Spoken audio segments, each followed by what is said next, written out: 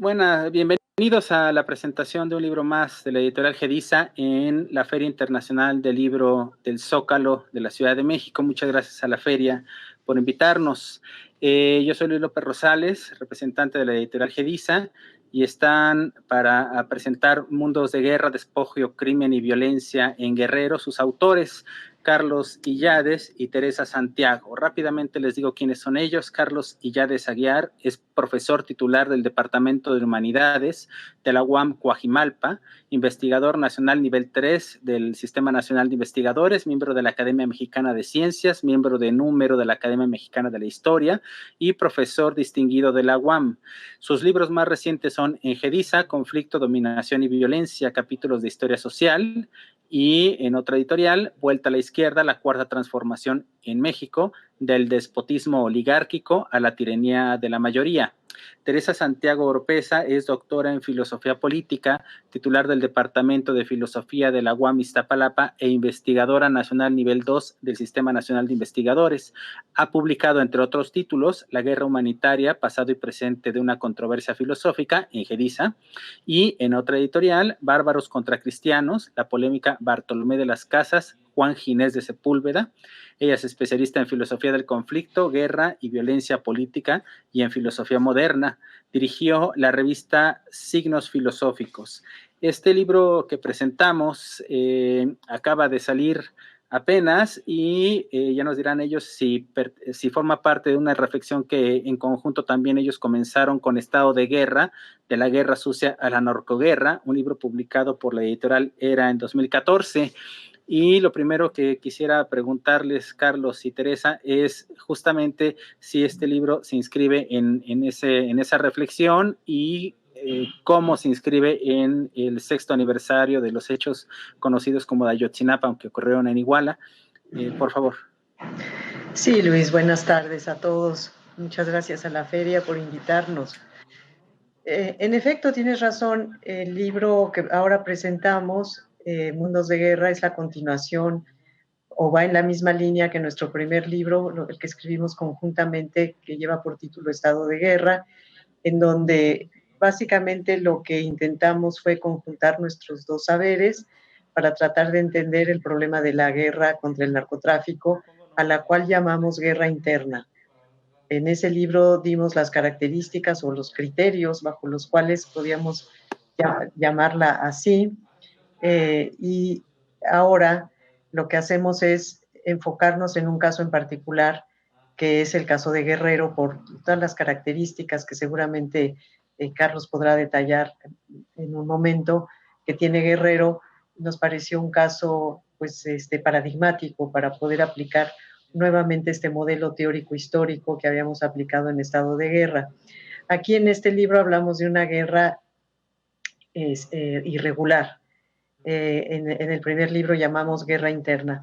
Aquí guerra irregular también damos una serie de caracteres, de características o de criterios para poder especificar, afinar, digamos, un poquito más la parte teórica y poder clasificar qué es lo que está sucediendo en ese estado de la República. Ahora, ambos libros están bajo un paraguas común, por decirlo así, que es el de la idea de un estado de guerra. Es un arco muy amplio que va desde la guerra sucia hasta lo que está sucediendo actualmente en varios estados de la República, particularmente en el estado de Guerrero, que como digo, se conjuntan elementos muy particulares. Que de hecho, Carlos, ustedes indican en el prólogo que Guerrero es el extremo de la situación que se vive en el país, pero advierten hacia el final de ese prólogo, de esa introducción, que es el extremo, pero no es el límite. Históricamente, ¿qué tiene Guerrero que representa este caso paradigmático de despojo, crimen y violencia?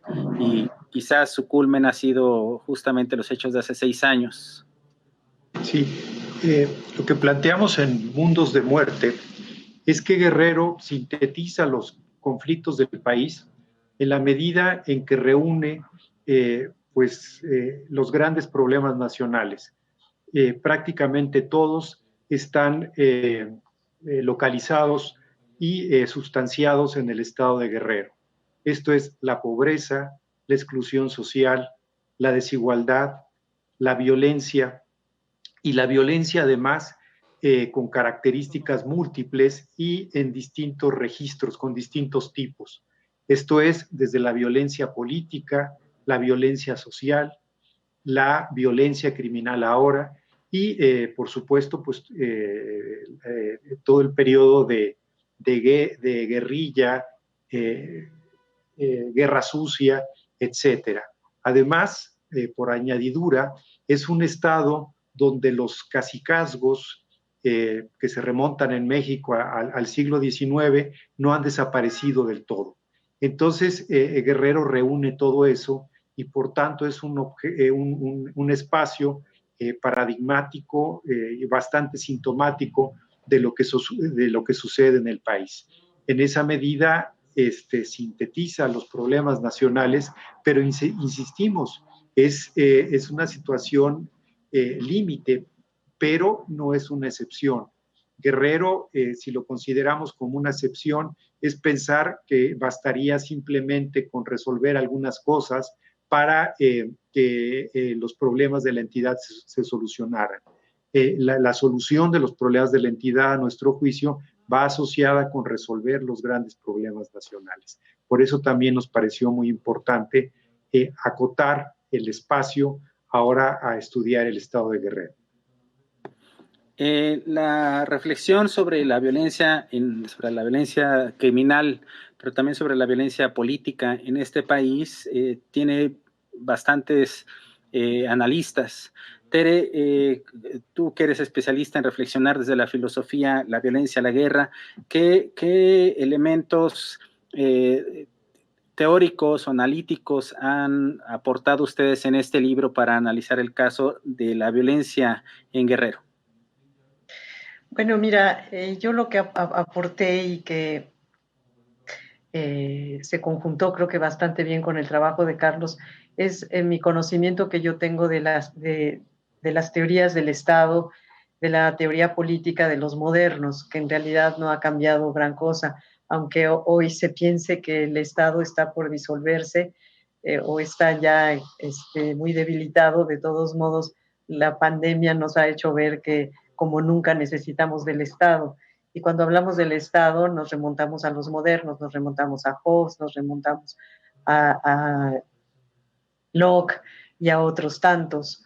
Pero por tomar a Hobbes, que a mí es un filósofo que me gusta bastante porque es un filósofo de la política, un realista, es decir, tiene una idea nada optimista acerca del ser humano, de cómo se da cuando nos reunimos. En realidad, los seres humanos, cuando formamos comunidad, lo primero que aparece es el conflicto, no la armonía.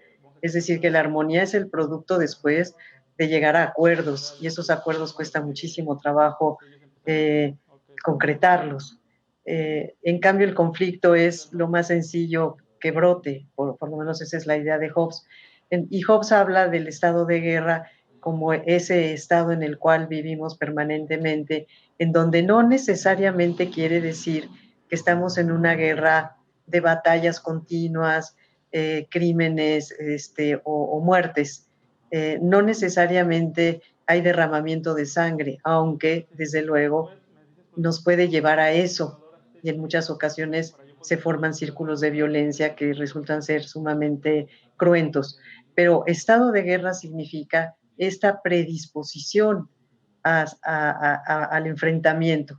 Entonces nos pareció un concepto muy interesante como para trabajarlo, tanto en el caso de la guerra contra el crimen organizado desatada por Felipe Calderón, como después ya, como te digo, pulir un poco más el concepto en el libro de Guerrero. Entonces, estado de guerra se aviene muy bien porque abarca una situación en la cual no necesariamente estamos en una guerra como podríamos pensar que se estuvo en las guerras mundiales o en las guerras civiles. No hay, digamos, una guerra declarada, pero sí hay esta disposición al enfrentamiento en muchos, que se llega al enfrentamiento y a veces enfrentamientos sumamente cruentos en distintas lugares y zonas del país. Eso por un lado. Y en segundo lugar, nos pareció también un concepto muy adecuado porque cubre, como decíamos, puede cubrir distintos momentos de la historia moderna del país. No se refiere exclusivamente a un periodo estado de guerra, es esa circunstancia, es ese estado permanente de disposición al conflicto que puede precisamente llegar a un enfrentamiento bélico. Mundos de Muerte es un título tremendo, que llama mucho la atención, Mundos de Muerte, y sin embargo, cuando yo vi el título no me pareció particularmente grave, quizás porque estoy habituado como mexicano a vivir entre noticias de matanzas, de violencia, de despojo, de crimen. Carlos, tú que has estudiado la historia de la violencia, de los movimientos sociales, etcétera, en este libro, ¿qué has encontrado? ¿Qué nos explican en Mundos de Muerte sobre el desarrollo histórico de la violencia social y política en México? Sí, el título Mundos de Muerte proviene de los trabajos de Achille Mbembe, es quien plantea justo estos conflictos que están muy asociados a la desposesión y muy asociados a apropiarse de recursos valiosos de las comunidades por parte de ciertos grupos. Podemos pensar que en África sean los diamantes, por ejemplo. En el estado de Guerrero, pues es la goma de opio, ¿no? Entonces, y el oro ahora, y otras cosas, pero digamos, pensemos en esos dos ejemplos. Entonces, alrededor de un recurso muy valioso, de un recurso que tiene que puede deparar grandes ganancias en el mercado, se articula una economía informal y una economía criminal para extraer estos recursos. Entonces, en el caso de la goma de opio en Guerrero, que en realidad está extendida el cultivo de la amapola en buena parte del estado, pero pienso ahorita en la montaña, donde hay población fundamentalmente indígena, pues esa economía articula desde los indígenas que trabajan la tierra hasta el lavado de dinero en México y en otras partes del mundo a propósito de la transformación de la goma de opio en heroína, por ejemplo. Igual en Guerrero está entre los 5 o 6 más importantes productores de oro en el país. De hecho, ahí las empresas canadienses han sentado sus reales desde poco después de la expedición de la ley minera en el gobierno de Carlos Salinas de Gortari en 1992. Y entonces también se ha articulado alrededor de esa extracción una economía criminal que va desde los narcotraficantes o las bandas que extorsionan a las empresas y a los trabajadores para quedarse con los beneficios, digamos, salariales o en el caso de los trabajadores o en el caso de las empresas para obtener pues una renta que hace, digamos, una zona de conflicto permanente. Y alrededor de esos espacios pues se montan grupos armados,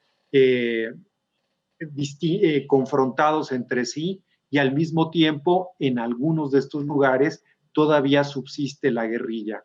Entonces, lo que tenemos en Guerrero es esa mezcla de elementos. Si pensamos, por ejemplo, en otras ciudades, pienso en Acapulco o pienso en Chilpancingo, ahí lo que predomina es la extorsión, y la extorsión pues también es una actividad criminal delegada a bandas que se dedican exclusivamente a eso y que de alguna manera se articula con el conjunto de la economía criminal. Entonces lo que tenemos es esa violencia en Guerrero alrededor de los recursos naturales. Pero como decíamos hace un momento, pues hay una violencia social que es histórica, es un estado gobernado por caciques que ha generado respuestas primero, digamos, sociales o manifestaciones, movilizaciones y después respuestas armadas de la propia población. Y eso asociado con varias muy importantes matanzas a lo largo de la historia. Por ejemplo, lo que señalabas de Ayotzinapa, en realidad Ayotzinapa es como la matanza, la masacre más publicitada, pero en realidad en Guerrero no es una novedad. Se trata de una matanza que por la circunstancia en la que se dio, en el momento en que se dio, tuvo mucho más difusión que otras, pero eso ha ocurrido en Guerrero a lo largo de su historia y sin duda en las últimas décadas de 1960 en adelante. Esto es en el periodo que nosotros nos hemos referido, que decía Teresa hace un rato, como del estado de guerra. Este libro proviene de una reflexión que a su vez se ha nutrido de una investigación de años y se presenta, o al menos es mi percepción, como un ensayo de autor. Es una reflexión desde su conocimiento, desde su postura como investigadores, pero es un ensayo, es una reflexión casi diríamos que personal. Y en ese sentido, Tere, ¿qué reflexiones les ha creado estudiar la violencia en este país, los estados de guerra que ha vivido este país? Y ustedes viven en México, dan clases en la Universidad Autónoma Metropolitana, viven ven, digamos, cómo los jóvenes van articulando en sus vidas toda esta vivencia. ¿Qué reflexión tienen ambos sobre estos mundos de muerte? Obviamente en el caso de Guerrero en específico, pero también ampliando hacia el resto del país. Bueno, mira, Luis, yo me interesé por el tema de la guerra cuando el levantamiento de los zapatistas en Chiapas. En ese momento me pareció que había que estudiar porque me di cuenta pues la sorpresa que causó en un país que se supone que, ya ves que hay ese dicho de que en México nunca pasa nada hasta que pasa algo, ¿no? Y eso creó una discusión muy fuerte, recuerdo, a favor, en contra, de si era una guerra civil, de si no era una guerra civil, qué tan importante era para el resto del país, si en el norte con trabajo saben dónde está Chiapas, pues realmente no afectaba, etcétera. Pero a mí me pareció que era realmente un suceso importantísimo y lo sigo pensando. Entonces, desde luego no me especialicé en estudiar ese caso, lo han hecho mucho mejor otros académicos y escritores, pero la ciencia política y de la sociología o de la historia, pero sí me metió al tema de la guerra.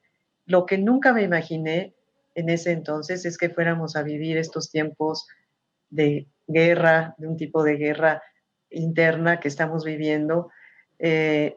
Y justo cuando empezó la empresa de Calderón de acabar con los cárteles en el 2006, Carlos y yo lo comentamos varias veces que era necesario también reflexionar y escribir algo sobre eso. Entonces fue cuando nos aventamos a hacer el primer libro, que nos ayudó mucho a aclarar nuestras propias ideas y tratar de aclararlas a los otros. Desde luego que no tenemos la verdad absoluta ni consideramos que nuestro libro es el más acabado, el último, la última palabra, en absoluto, pero sí queríamos contribuir con nuestros saberes, cada uno en su especialidad, para algo que nos parece a los dos sumamente importante, vital, diría yo. Y justo porque trabajamos con jóvenes, también está ese compromiso de reflexionar sobre algo que a ellos les afecta y les afecta de manera muy directa. Nosotros no somos profesores de Ayotzinapa, pero sí somos profesores de jóvenes, muchas veces de sectores pues no tan afortunados económicamente. Y entonces no es que nos veamos reflejados el mismo patrón o las mismas circunstancias que los jóvenes normalistas no solo de Ayotzinapa, sino de otras normales que hoy en día están Por ejemplo, veía yo en las noticias en Michoacán, por ejemplo, ha habido otra vez enfrentamientos con la policía, pero aunque nuestros jóvenes no vivan eso, de todos modos sí les afecta.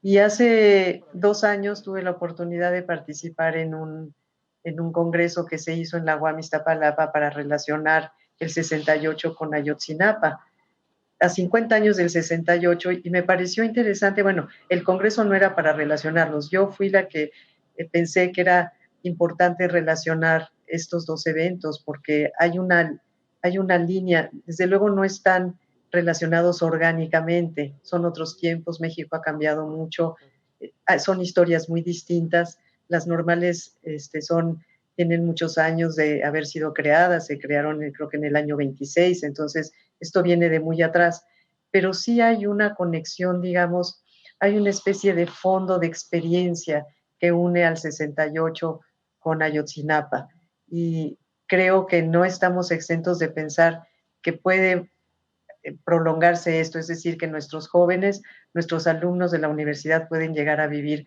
algo semejante, ojalá y no a lo que vivieron en Ayotzinapa, pero sí en un movimiento en donde ellos pueden ser los protagonistas. Entonces, por varios lados era muy importante seguir esta reflexión, y la vamos a seguir haciendo cada quien en su campo o tal vez en un libro futuro.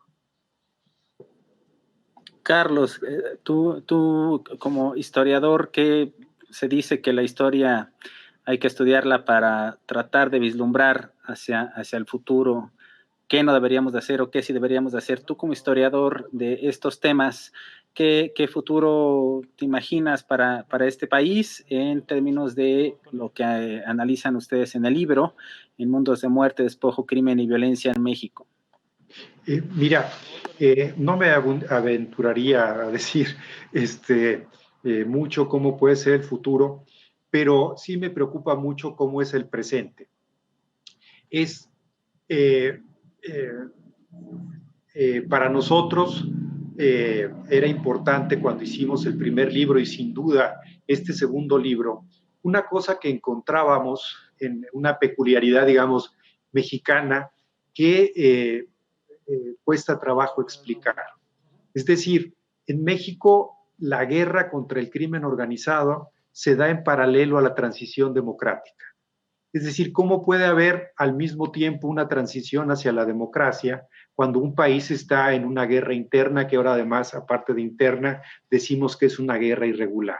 Entonces, en esa paradoja es en la que nos movemos o nos movimos y nos interesó, aparte de las razones que expuso Teresa, para enfrentar este problema. Esto es, de un lado, una sociedad liberal que se está modernizando políticamente, pero de otro lado, pues una realidad bastante cruda, que es la de muchos segmentos de la población que están confrontados con una violencia cotidiana y una violencia criminal, que es mucho más fuerte que la violencia en tiempos en que era más de carácter, digamos, política o guerrillera. Y ese es el problema que seguimos teniendo ahora. Es decir, los gobiernos anteriores de Calderón en adelante y ahora en el gobierno de la Cuarta Transformación, pues siguen esas dos pistas. Por un lado está la de la transición, que no sabemos si ya culminó o no, o se fue en otra dirección, y por otro lado tenemos o seguimos con esta guerra interna. Entonces es una realidad en la que nos seguimos moviendo. Entonces eso para mí es muy importante porque llega directamente al presente y seguro permanecerá en los siguientes años. Y la otra cosa que a mí me importa mucho como estudioso de la historia de la izquierda es que las expresiones ahora o parte de las expresiones de la izquierda y mucho entre los jóvenes son también violentas, ¿no? Entonces, cómo el lenguaje de la violencia y la práctica de la violencia se ha extendido ya cada vez más a la esfera de la política y de la nueva política. Entonces, creo que es un problema que nos concierne muy directamente, que está en el presente y que seguramente estará por varios años. Espero que sean unos pocos años, pero casi podría aventurar que no, en el panorama mexicano. Muchas gracias, Carlos, Tere, por participar en la presentación de Mundos de Muerte, Despojo, Crimen y Violencia en Guerrero. Habrá próximas oportunidades para presentar y conversar con otras personas también sobre este libro que, como ven, quienes nos estén viendo, de verdad motiva la reflexión, motiva a querer informarnos más, a ver de veras por qué están ocurriendo estas cosas. En fin, este libro lo pueden adquirir en los portales de venta de libros, en las librerías, algunas ya de cadena o algunas pequeñas, y por supuesto en la tienda virtual de la editorial Gedisa, gedisa-mediomexico.com/tienda, ahí pueden encontrar este libro. En fin, muchas gracias a la Feria Internacional del Libro del Zócalo, del Gobierno de la Ciudad de México, y estamos en esto. Hasta luego, Carlos, hasta luego, Teresa, tenemos que concluir. Hasta luego, Luis, muchas gracias a ti y a la feria. Igualmente. Hasta luego.